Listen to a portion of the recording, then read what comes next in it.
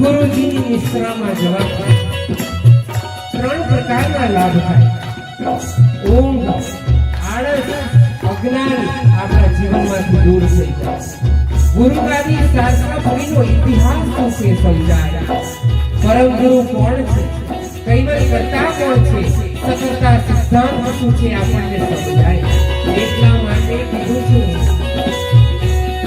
જ્ઞાન ભક્તિ ને વૈરાગ તેડવાય, જ્ઞાન ભક્તિ ને વૈરાગ તેડવાય, તેને સુકૃતની સીડી મળી જાય, તેને સુકૃતની સીડી મળી જાય, તેને સુકૃતની સીડી મળી જાય, તેને સુકૃતની સીડી મળી જાય.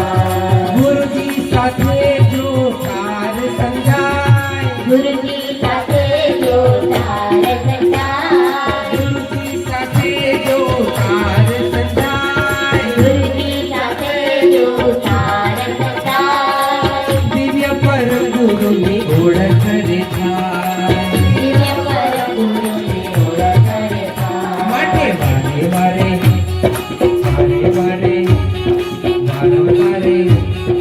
વારે વારે ગુરુજીની નિશ્રામાં જાય.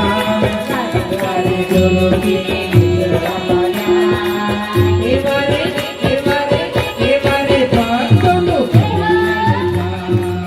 એ વારે ભક્તોનું કલ્યાણ થાય.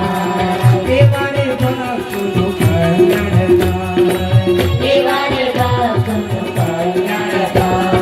દિવ્ય પરમ ગુરુની કૃપા જો થાય, દિવ્ય પરમ ગુરુની કૃપા જો થાય.